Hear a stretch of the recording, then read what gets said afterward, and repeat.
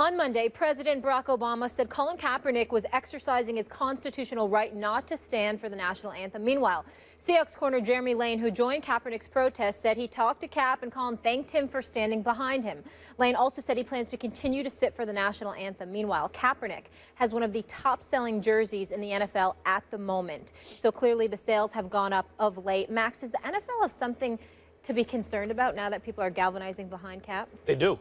Because Kaepernick, the reason he's gaining the kind of support he did, first of all, the president comes out and he's admitted he hasn't followed the situation closely, but he says what's obviously true. He has the right to do this. And even by the NFL rules, where they say, you know, we encourage, but it's not compulsory. He has the right to do it even by NFL rules, Stephen A. So the president makes that comment. His jersey sales have spiked. They're the second hottest jersey in the NFL right now. There's other athletes are now taking a knee for the national anthem, and then the stated reason is in support of Colin Kaepernick. So he's not out there on an island. And I think the reason people are responding to him is because they see he's being genuine about this. And particularly when you contrast this with the NFL, they see on the one hand a genuine person with a concern, and on the other a corporate entity that appears soulless. Let's not forget that John McCain and Jeff Flake released a report in 2015, that's last year, talking about the paid patriotism of the NFL. That many of these military salutes, the NFL was actually getting money from the military. They were receiving it.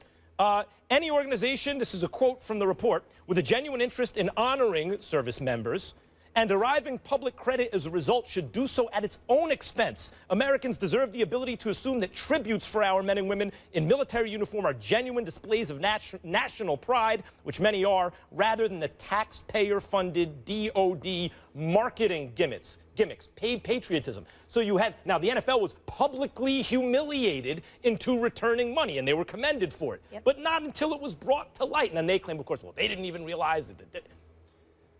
Kaepernick, on the other hand, at great personal risk to his reputation and professional career, took a stand, or rather a seat, and then a knee. And then as opposed to getting money for his stance, he's now pledged to spend $1 million to help communities affected by the issue that he is protesting. So the NFL here has been hoisted by their own petard. They make this big display of patriotism, which in the past, some of which was paid for, and now they're running up against a genuine person who objects to various components of it, and that authenticity of Kaepernick is catching on, and now the NFL has a problem indeed. I believe more players will take a knee. But why is that a problem? Well, because the NFL prides itself. It's a largely military sport, roots at West Point. Read Sal Palantonio's excellent book, How Football Explains America, which was a reaction to how soccer explains the world. It has military roots. It's essentially the famous George Carlin skit, a war game. They are very invested in the idea that football is patriotic. You talk about how it's American church on a Sunday. They have tried to own this issue, and now they have been shown by Colin Kaepernick to not be authentic to the extent that he is, that the protest is authentic. Well, here's why I disagree with you, because I think that you're putting a level of onus and responsibility on the NFL that they don't have anything to do with. They're a product of it all. The National Football League, the shield that is the NFL, is an American sport. And under the guise of our nation, okay, under the purview of our nation, it's a product that appeals to the masses, and it's the #1 sport in the nation in this day and age. So what you were doing, meaning the National Football League, is essentially adapting to ingratiating yourself in a culture that was widely and universally accepted. And so because of that, you're not thinking that it's going to be a problem. And if it does become a problem, it's a problem for the nation to discuss, not for the National Football League. The National Football League will continue to make sure the national anthem is played before every game.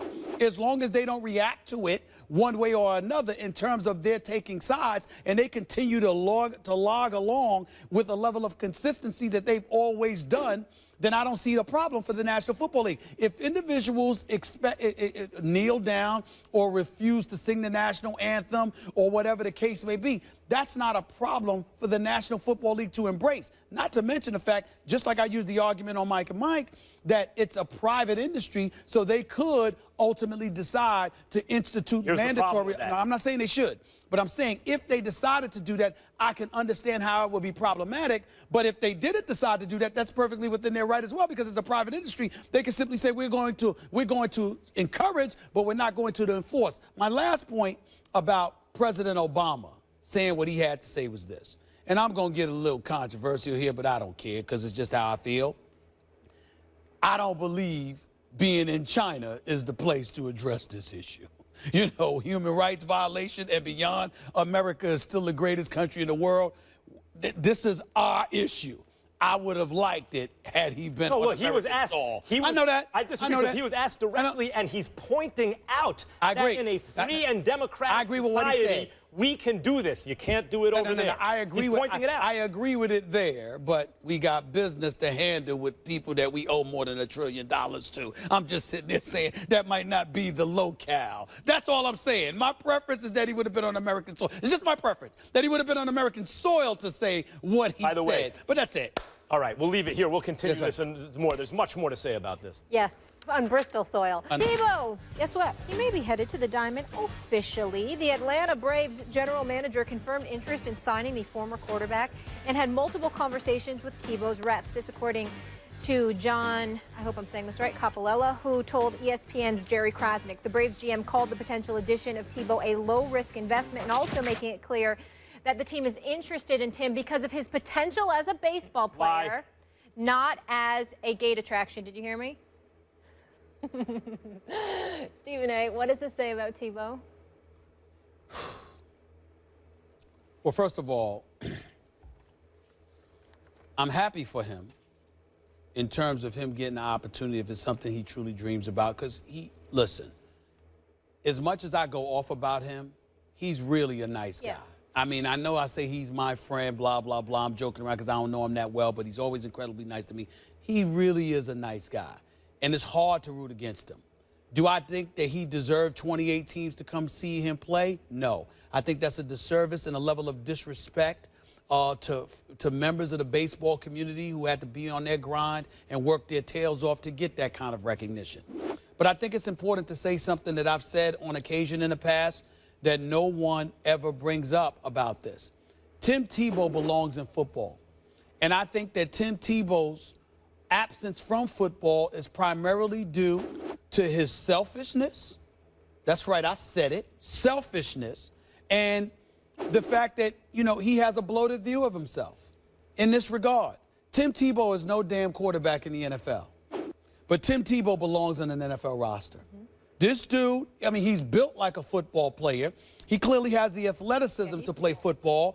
He has accomplished a great deal in the sport of football, at least on the collegiate level. Max and everybody else is quick to bring up how he had one good season. I mean, a dead clock is right twice a day. He lucked up and went 7-4 with the playoff victory, even though he's got a couple of games where he only completed 2 passes. Don't go there, Max. Don't make me throw water on you like the wicked witch that you are. I'll throw water on you and make you shrink. Stop messing with me. I'm still hurt over that loss by the Steelers to Tebow. And I still haven't forgiven Ike Taylor for it, but it's all right. That's neither here nor there. My point is this.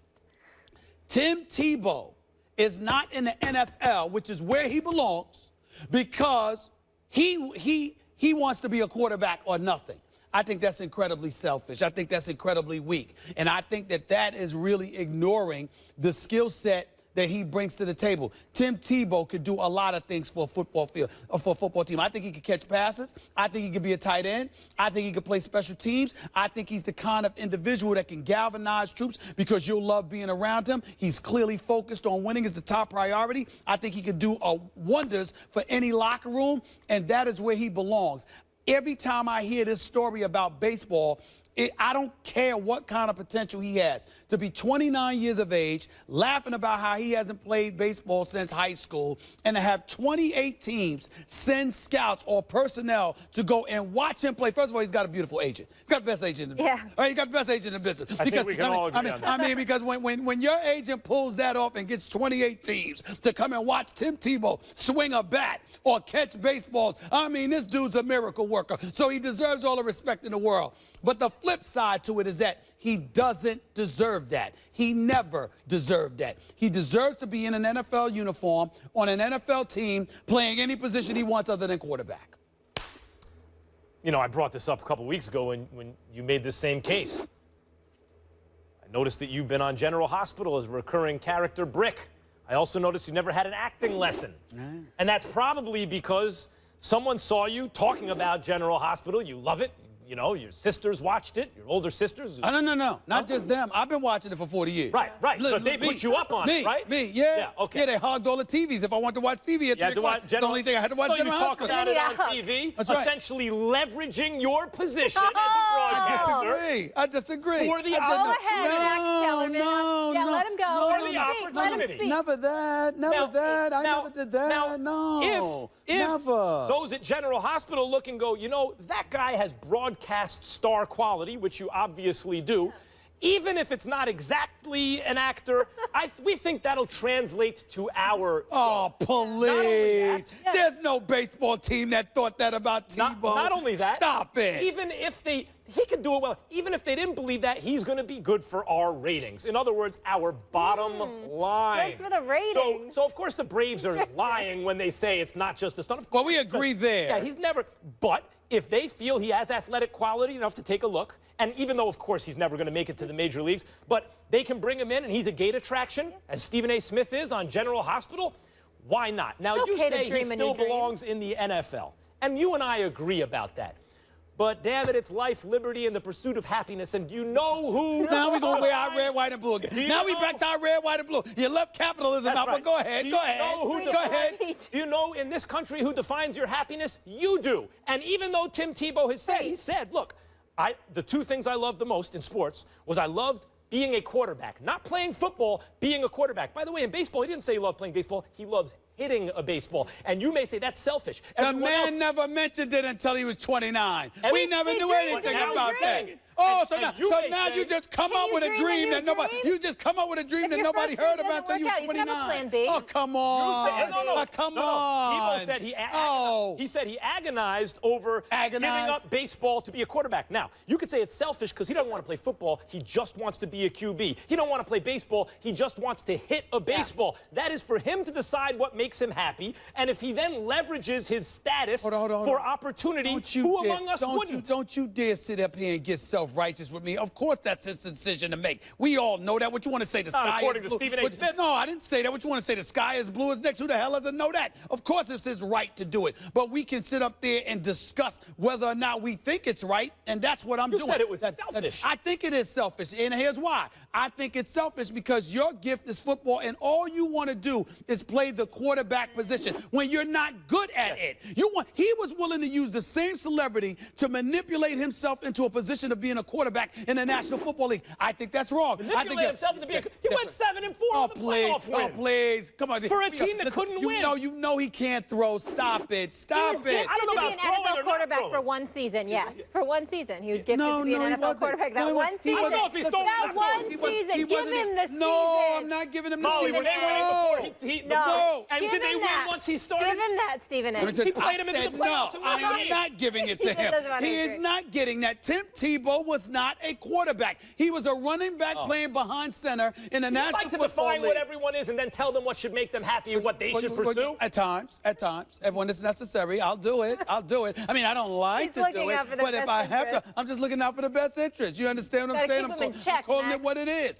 Tim Tebow is not a quarterback. What other he shows is a football do you like? player. You're going to be popping up on those pretty soon, I'm sure. Well, you know what? I would like I'm a General Hospital fanatic. I am a Law and Order fanatic as well. Sam Waterston is the best. Let me find you on Law and Order. Sam Waterston is the man. You're on Law and Order. Let me find out. You know what? I would be an attorney. I'd want to be. And they would just give it to you because of your acting chops, right? No. I wouldn't or would they give it to you because you're Stephen A. Smith? But let me tell this. They better start filming in Bristol. Well, before Stephen A. Tebow. Before it might have been for Stephen A. But then they saw I could do a little something, so that's why they would give it to me on that. Tim Tebow, they ain't giving him. Nobody's giving him anything as a quarterback. We'll be your backup dancer because that's not who he is or what he deserves, and you know it. Just won a playoff game. Kyle Orton basically couldn't get away. He's a great man of faith. Coming up next.